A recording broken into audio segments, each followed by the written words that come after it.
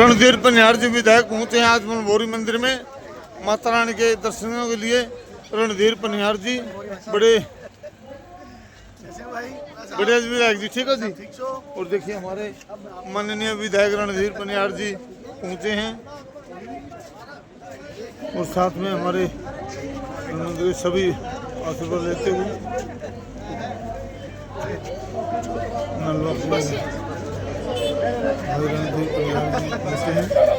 रणधीर पनिहार जी पहुंचे हैं और साथ में देखिए मनभौरी माता के दर्शन करने के लिए आए हैं। रणधीर पनिहार एक दानवीर कर्ण है, जो इनकी पूरी टीम बड़ी दानवीर कर्ण है। दानवीर कर्ण की भूमिका निभा रहे हमारे माननीय श्री रणधीर पनिहार जी बड़े। मुझे बहुत अच्छा लगा कि संत अपने बारे में विचार न करके श्री रणधीर पनिहार जी पहुंचे। तो पहले आप में से ये बताना कौन कौन लोग ये चाहता है कि उनकी बेटी या बेटा सही रास्ते पर चले। एक बार हाथ उठाओ ना, बताओ कौन कौन चाहता है कि आपके बच्चे सही मार्ग पर चले। और ये बताना कौन कौन अपने बच्चों को यहाँ बाबा तेरी शिरडी में। अब ये चांद मियाँ का भजन गाए जा रहे हैं, लेकिन इन लोगों को ये पता नहीं कहाँ जाके सिर झुकाना चाहिए, कहाँ नहीं झुकाना चाहिए। अपनी बेटी को तो मुट्ठी बंद करके माताएं 10-10 हजार दे देती हैं, लेकिन जिस धर्म के माध्यम से, जिस कर्मकांड के माध्यम से ब्राह्मण हमारे समाज को संदेश देते हैं, जिस धर्म के माध्यम से संत हमारे समाज को दिशा निर्देश देते हैं, उनको दान करने में समस्या नहीं। बाबा जी क्या करेंगे पैसे का, ब्राह्मण क्या करेंगे पैसे का। और किसी के पास पैसा हो भी जाए, कहते हैं कि ये कहाँ के संत हैं, ये कहाँ के ब्राह्मण, इनकी तो ऐश है। तो आप क्या समझते हो कि सनातन को मानने वाला गरीबी में मरे? ये सबसे बड़ी गलत बात होगी। तो एक चीज का विचार करना, क्योंकि मीठी बातें करते हम लोगों को सदियां बीत चुकी हैं। हमने बड़ी मीठी बातें कर ली, ज्यादा मीठा खाने से शुगर हो जाती है। अब इस चीज को छोड़ो।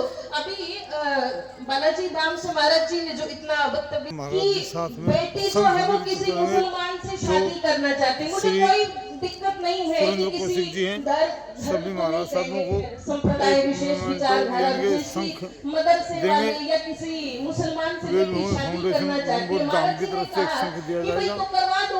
इन्होंने तो व्यंग्य रूप में है, जीवन में के अंदर विवेक नहीं है। विवेक बुद्धि तब आएगी जब संतों का संग होगा।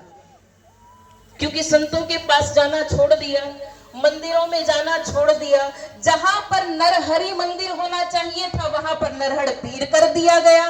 जहां पर गोगा वीर होना चाहिए था, वहां पर गोगा पीर कर दिया गया।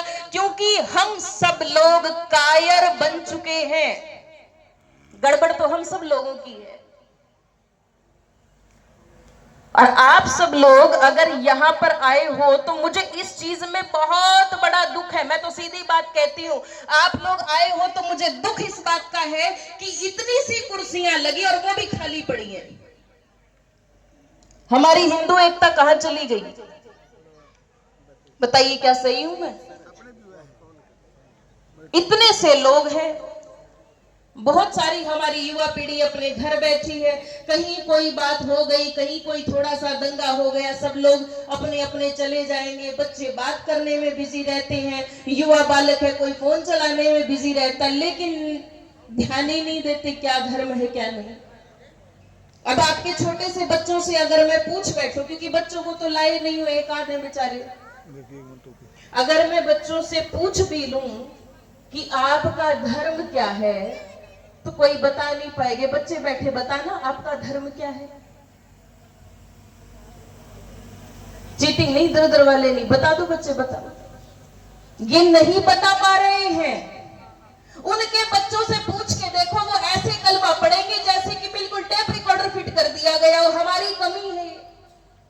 हम कितना कितना कितना आप लोगों को कहें कि कहीं भी जाके, अब रास्ते में से आ रहे थे तो वो देखा कि हरे रंग की पुताई करके आपके ही गांव के अंदर ऐसी ऐसी इमारतें बना दी गई।